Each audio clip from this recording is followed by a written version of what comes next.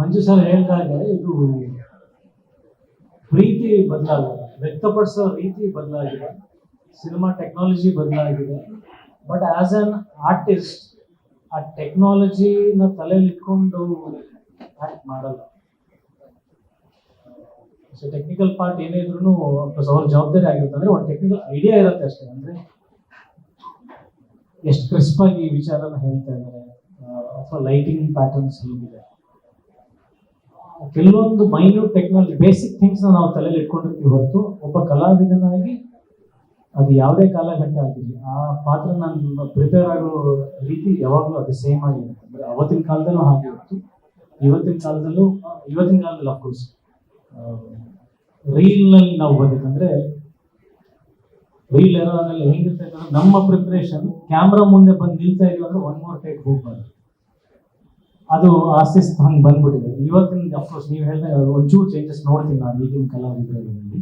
Preparation ಮತ್ತೆ fear, ಭಯ ಅನ್ನೋದಿರುತ್ತಲ್ಲ. ಒಬ್ಬ ಡೈರೆಕ್ಟರ್ ಬೈದ್ಬಿಡ್ತಾನೆ ಅಥವಾ ಒಬ್ಬ ಪ್ರೊಡ್ಯೂಸರ್ ಅನ್ಕೊಂಡ್ಬಿಡ್ತಾನೆ ನಾಳೆ ದಿನ ನಾನು ಜಾಸ್ತಿ ಟೇಕ್ಸ್ ತೊಗೊಂಡ್ಬಿಟ್ಟಿದೆ, ಕೆಲಸ ಸಿಗುತ್ತೋ ಇಲ್ಲ, ಹೌದು ರೀಲ್ ತಿಂತ ಗುರು ತೆಗೆದಾಕನ್ನ ಅಂತ. ಸೊ ನಮಗೆ ಆ ಫಿಯರ್ ಅದು ಹಂಗೆ ಬಂದ್ಬಿಟ್ಟಿದೆ. ಆ ಪ್ರಿಪರೇಷನ್ ಅದು ಅಳವಡಿಸ್ಕೊಂಡಿದೆ ಬೈ ನೇಚರ್ ಆಗ್ಬಿಟ್ಟಿದೆ.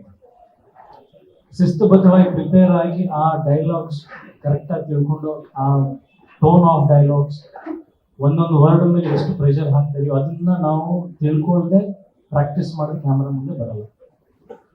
ಸೊ ಪ್ರಿಪರೇಷನ್ ವೈಸ್ ಹೋದರೆ ಅಫ್ಕೋರ್ಸ್ ನಾನು ಎಲ್ಲ ಸಿನಿಮಾಗಳು ಅಣ್ಣವ್ರದ್ದು ಎರಡು ಕನಸು, ವಿಷ್ಣು ಸರ್ ಕೆಲವೊಂದು ಸಿನಿಮಾ, ಅನಂತನಾಗ್ ಸರ್ದು ಕೆಲವೊಂದು ಸಿನಿಮಾಗಳು, ಆಮೇಲೆ ನಮ್ಮ ತಂದೆಯದು ಹಳೆ ಆಲ್ಬಮ್ಗಳು, ಫೋಟೋಸ್ಗಳು, ಅದಕ್ಕೆ ನನ್ನ ಕಾಸ್ಟ್ಯೂಮ್ಸ್ ಹೋಲಿಕೆ ಆಗ್ತದೆ. ಈ ಥರದ್ದೆಲ್ಲ ಚಿಕ್ಕ ಚಿಕ್ಕ ಚಿಕ್ಕ ಚಿಕ್ಕ ಪ್ರಿಪ್ರೇಷನ್ಸ್. ಅಂದರೆ ಒಂದಿನಕ್ಕೆ ಮುಗಿದಿಲ್ಲ ಅದು. ಯಾವತ್ತೋ ಒಂದಿನ ನಾಳೆ ಏನು ಸೀನ್ ಮಾಡ್ತೀವಿ ಅಥವಾ ಇವತ್ತು ಏನು ಮಾಡಿ ಹೋಗಿದ್ವಿ, ಕೆಲವೊಂದ್ಸಲ ಅದು ಕಾಡ್ತಾ ಇರುತ್ತಲ್ಲ, ಅದು ಮತ್ತೊಂದ್ಸಲ ಮೆಲ್ಕ್ ಹಾಕೋದು. ಅದು ಥ್ರೂ ಔಟ್ ಲಾಸ್ಟ್ ಡೇ ಅದಕ್ಕೂ ಅದು ನಡೀತಾನೆ ಇತ್ತು, ಪ್ರೊಸೆಸ್ ಮುಗಿದಿಲ್ಲ. ಬಟ್ ಅರ್ಧ ಕೆಲಸ ಇವ್ರ ಕಡೆಯಿಂದ ಆಗೋಗಿದೆ ಪ್ರಿಪರೇಷನ್. ನಾವು ಜಸ್ಟ್ ಕಲಾವಿದಕ್ಕೆ ಒಂದು ಚೂರು ಫ್ಲೇವರ್ ಆ್ಯಡ್ ಮಾಡಿರ್ತೀವಿ ಕೆಲವೊಂದು ಸಲ. ಸೊ ಟೆಕ್ನಿಷಿಯನ್ಸ್, ಕಾಸ್ಟ್ಯೂಮ್ ಡಿಸೈನರ್ ಅರ್ಧ ಆ ಕಾಸ್ಟ್ಯೂಮ್ ಹಾಕೊಂಡು ಕೂಡಲೇ ಗೊತ್ತಿಲ್ಲದೇನೆ ಸುಬ್ಬರಾವ್ ಅಂದ್ರೆ ನಾನು ಇಷ್ಟು ಪ್ರಿಪೇರ್ ಆಗಿದ್ರೆ ಆ ಬಟ್ಟೆ ಆ ಪರ್ಫೆಕ್ಷನ್ ಹಾಕೊಂಡು ಇವ್ರು ಹೆಂಗಿರ್ತಾರೆ ಅಂದ್ರೆ ನಮ್ಮ ರಂಜಿತ್ ಅವರು ವಾಚ್ ಈ ಕಡೆ ಡೈಲಿ ನೋಡೋದಕ್ಕೆ ಈ ಕಡೆ ಅಲ್ಲ, ಮಾತಾಡ್ತಾ ಹಿಂಗೆ ತಿರ್ಗಿಸ್ಬಿಟ್ರೆ ಹಿಂದೆ ಇವರು ಬಾಡಿ ಗಾರ್ಡ್ ತರ ನಿಂತಿರ್ತಾರೆ. ಅಜಯ್ ಸರ್ ನೀವು ವಾಚ್ ಯಾವ್ದಾನ ಒಂದು ಬಟನ್ ಬಿಚ್ಬಿಟ್ಟು ಅದನ್ನ ಒಳಗಡೆ ಒಂದು ಗೋಲ್ಡ್ ಚೈನ್ ಹಾಕ್ಬಿಟ್ರೆ ಸರ್ ತೆಗಿಬಿಡಿ ಆ ಥರ. ಸೊ ಅರ್ಧಕ್ಕರ್ಧ ಆ ಕಾಸ್ಟ್ಯೂಮ್ಸು, ಮೇಕಪ್ಪು, ಸೆಟ್ ವರ್ಕ್, ಆ ವಾತಾವರಣ ನಾವು ಬೆಳಿಗ್ಗೆ ರೆಡಿಯಾಗಿ ಮೇಕಪ್ ಹಾಕೊಂಡು ಬರ್ತಿದ್ದಂಗೆ ಗೊತ್ತಿಲ್ಲದೇನೆ ನಮಗೆ ಪ್ರಿಪರೇಷನ್ ಕೊಟ್ಬಿಡೋದು. ಸೊ ಎಲ್ಲ ಆಯಾಮಿಂದ ನಮ್ಮ preparation plus atmosphere preparations help me and ಎಲ್ರಿಗೂ ಆ ಥರದ್ದು ಒಂದು ಸಹಕಾರ. ಆ ಪಾತ್ರದ ಬಾಡಿ ಲ್ಯಾಂಗ್ವೇಜ್ ಅಥವಾ ಮ್ಯಾನರಿಸಮ್ ಆ ಒಂದು ಕಾಲಘಟ್ಟನೇ ರೆಪ್ರೆಸೆಂಟೇಟಿವ್ ಮಾಡ್ತಾರೆ.